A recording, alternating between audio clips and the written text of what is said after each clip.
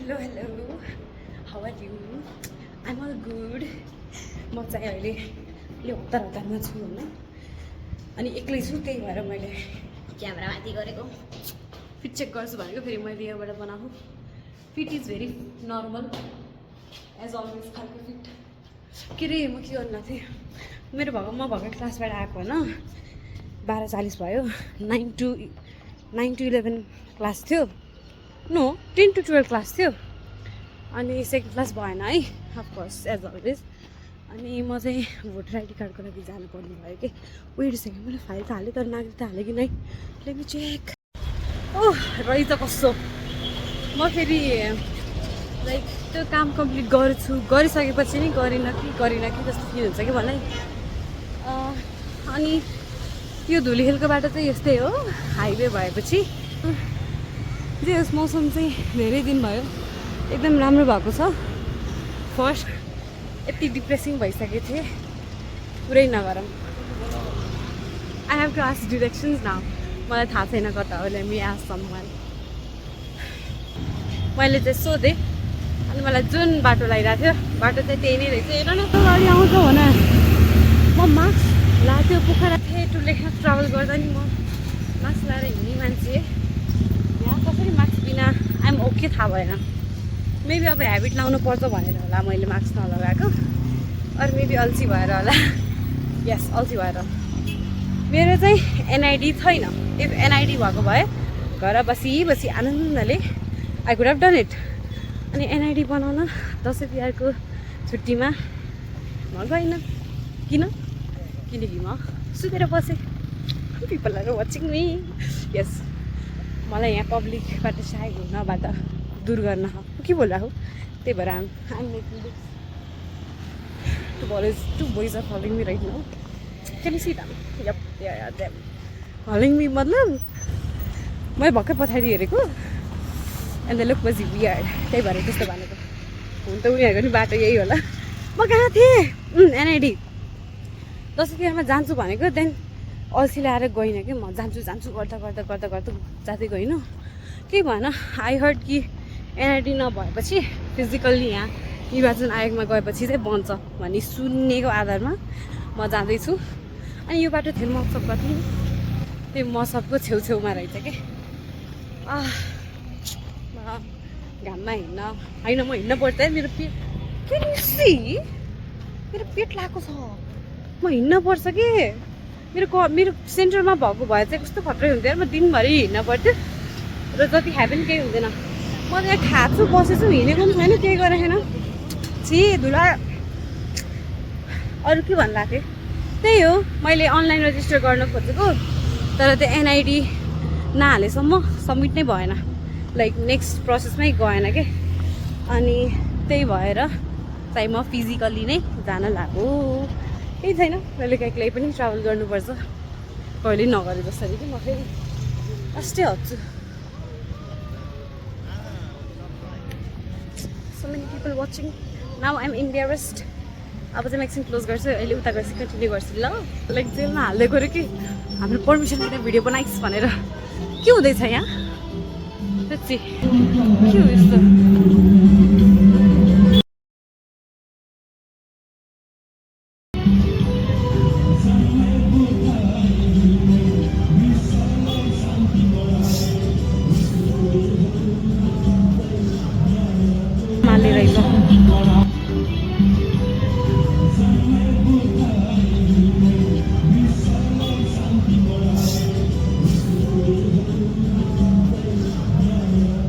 I can't believe म यो ठाउँबाट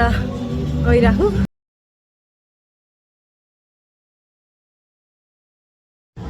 ओ माई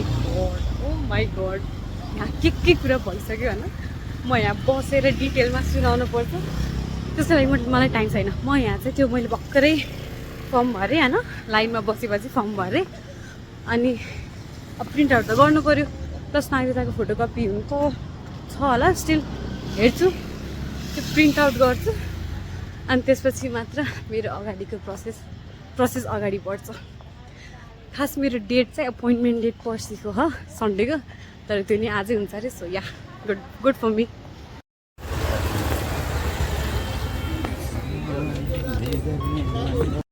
हेलो हेलो अगेन त्यही बाटो बहुत कुछ हो गया जो मैले भन्ने पाएन अहिले चाहिँ भन्न ल अघि चाहिँ म मेरो पालो आउनै लाग्थ्यो देन मलाई निस्किएर चाहिँ म निस्किएँ फुटबल खेल्न गएँ किनकि पालो आएकै थिएन त्यस्तो बस्दाखेरि पनि अनि त्यसपछि हामी अहिले फुटबल खेलेर आइसक्यौँ रुममा गएँ ड्रेस चेन्ज गरेँ देन फेरि हिँडेको अहिले नि भन भन्दा मेरो डेट आजको छैन कि पर्सिको छ अनि अहिले नि नाम तिम्रो त पर्सि आऊ आज हुन भन न म त केही न केही त भन्छु किनकि त्यो अङ्कलले अघि मलाई जहिलेको भयो नि आज गर्न मिल्छ भन्नुभएको थियो कि केही छैन असारको मान्छे त अहिले आएको थियो भन्छ बुझ न मङ्सी होइन कार्तिकमा अघि यही बाटो हिँडे जस्तो लाग्थ्यो क्याप्चर भयो कि नै यहाँ उही गल्ली भन्ने थियो नि होटेलै रहेछ त्यो त होटेल लङ्का अरे डन हो गया ओए नाच न के अरे यहाँ पनि लाइन हुन्छ यति बेलासम्म भने सोचेको थिएँ तर नो लाइन सिधै माथि गयो सिधै बायोमेट्रिक गऱ्यो तर फोटो हेर्न पाएन फोटो कस्तो आएको थियो होला भन्ने मलाई एकदमै चिन्ता लागिरहेको थियो अब फागुनको 19 गते थाहा हुन्छ फोटो कस्तो आएको थियो भनेर अब चाहिँ हामी जान्छौँ एउटा बेकरीमा बाइ हामीले के भेटायौँ भन न भुट्टा भेटायौँ चटनी छ यहाँ धेरै भएको थियो मैले लागेको मिठो मिठो अब फेरि पेस्ट्री खाने म चाहिँ भर्खरै निर्वाचन आयोगमा गएर भोटर आइडी रेजिस्ट्रेसन गरेर आएको this is Samriddhi my roommate भन्दा नि मलाई रिस उठिरहेको बिकज यो 2 दिनपछि जान्छ okay I tell you what we have ordered or should I keep it a surprise? Nope. के अरे हामीले चाहिँ एउटा पेस्ट्री अनि चिकन बिरयानी मगाऊँ टाइम यत्रो भइसक्यो खाना खाने बेला भइसक्यो हामी बिरयानी मगाऊँ बिकज 2 दिनपछि जाउँ चाहिँ